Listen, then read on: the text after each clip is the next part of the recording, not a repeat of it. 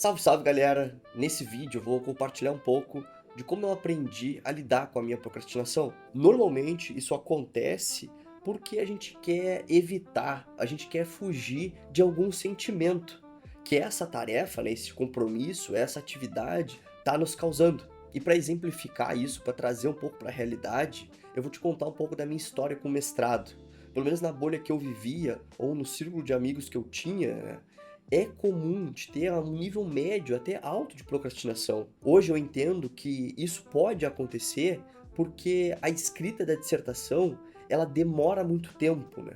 O tempo de duração de um mestrado é de 2 a 3 anos. E isso faz com que seja difícil de sentir, de certa forma, uma sensação de recompensa durante o processo, durante a escrita. Vamos dizer, uma organização dos porquês, ela é importante para dar sentido ao esforço que está sendo feito.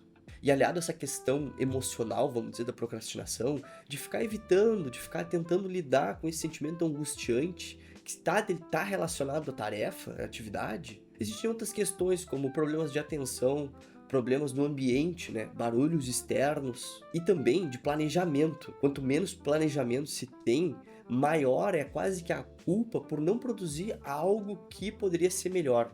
Quem procrastina normalmente está inserido em um ciclo. A gente pode dizer que o início desse ciclo seriam aquelas pessoas que se sentem culpadas por não produzirem, por não entregarem o melhor que podem. Vai deixando para depois os compromissos, até um ponto em que a consequência de não realizar aquilo que é preciso passa a se tornar grave, né? Pode perder o emprego, pode perder um cliente, pode perder, sei lá, a data de um compromisso importante. E aí a pessoa vai lá e dá um jeito. Ela entra, de certa forma, num modo de urgência. Eu preciso fazer isso aqui, não importa a qualidade, mas eu preciso fazer. E aí quando termina, quando entrega, sente um alívio, mas também se sente completamente culpada, porque não se organizou direito, porque fez mal feito, porque entregou em cima da hora. E aí o ciclo se repete. Tem também aquele caso da síndrome do impostor, né? O indivíduo que procrastina começa a pensar, vão descobrir que tá mal feito, vão perceber que o valor que eu tô cobrando por esse serviço não condiz com a qualidade que eu tô entregando. Isso é muito interessante, porque esse pensamento pode estar só na pessoa que está procrastinando.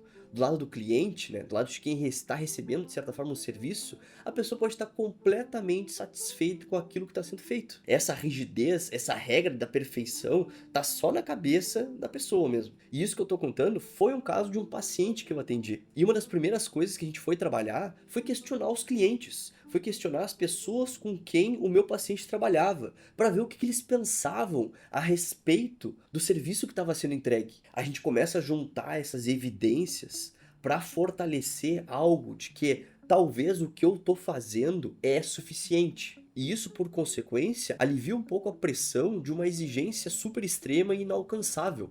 A gente percebeu que os clientes todos se sentiam satisfeitos e que todos os clientes pediam novos trabalhos. Eles voltavam, né?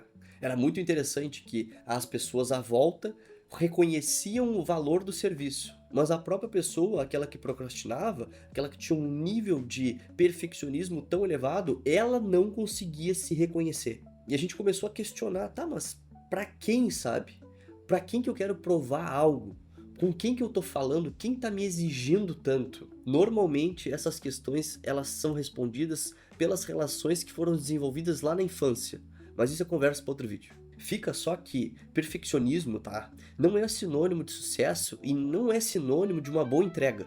Beleza, vamos falar um pouco de um dos primeiros passos que eu acredito que seja um dos mais importantes pra gente, né? Como eu te comentei, eu também procrastinava, de a gente se libertar desse ciclo, né? Dessa improdutividade causada pela procrastinação. Quem chega pra mim, normalmente, tá num estado de exaustão absurdo, não aguenta mais nem ouvir falar sobre aquilo que está causando a procrastinação. Chega a ser bizarro, mas procrastinar cansa. E muito. Eu acredito que seja pelo fato de passar várias e várias horas pensando sobre o problema sem tomar nenhuma atitude. Aí chega no final do dia e tá exausto. É muito comum de eu ouvir, se eu não procrastinasse, em 5 minutos eu resolvi isso aqui. A gente percebe que não tem a ver com o nível da complexidade da tarefa, mas sim tem a ver com a relação, com o que está causando, qual o sentimento que está causando. Para a gente poder reunir, de certa forma, uma energia para mudar essa situação, vai ser preciso e vai ser muito importante descansar. O descanso aqui, ele precisa ser sagrado. O problema hoje,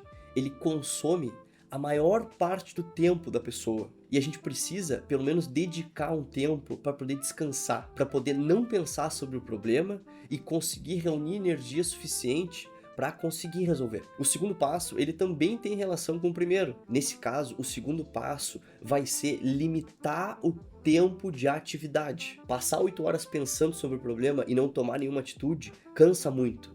Mas se tu decidir que em 4 horas tu precisa tomar alguma ação, isso já vai ajudar a liberar tempo para fazer outras coisas, para fazer um hobby, para fazer outras atividades. Esse equilíbrio que a gente está buscando entre os problemas e as outras atividades ajuda a diminuir o tamanho do sofrimento e da angústia que o problema está causando. Se não se tem um limite, né, uma decisão de quanto tempo vai ser necessário, a pessoa entra em quase que um burnout, sabe? Não tem fim, o problema está sempre ali, a pessoa está sempre pensando e pensando e pensando o que ela vai conseguir fazer para lidar com a causa da procrastinação. É como se não houvesse tempo para mais nada. E mais um aqui, né? E isso tem muito a ver com o meu mestrado, né? Esse é o último passo, beleza? E nesse passo vai ser sobre reduzir as tarefas. Reduzir, porque um dos grandes problemas, e acontece no mestrado, a gente ouve muitas vezes, às vezes a gente quer escrever páginas e páginas de uma vez só. E aí, lembra? Faz mal feito, faz da forma que consegue, não se sente orgulhoso daquilo que produz. Então, nessa questão de fazer menos tarefas, isso serve para que a qualidade dessa tarefa aumente. Então, ao invés, no meu caso, né, de eu querer escrever uma página, eu passei a querer escrever só um parágrafo. Era algo mais consistente, mais dedicado, de maior qualidade.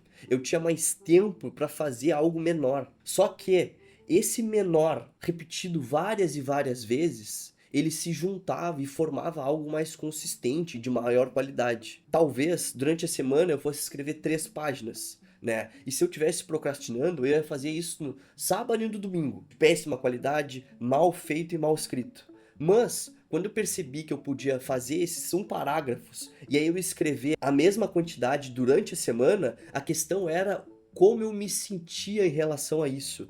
E eu me sentia muito melhor, muito mais orgulhoso, porque eu tinha me dedicado muito mais a cada tarefa pequena que eu tinha decidido. Me sentia mais leve, tinha menos pressão e me sentia mais orgulhoso daquilo que eu tinha feito. Eu tenho outro vídeo sobre procrastinação. Esse é mais longo, é uma aula com algumas estratégias e execuções práticas. Se tu quiser assistir, é só clicar aqui no card. Valeu, um abraço.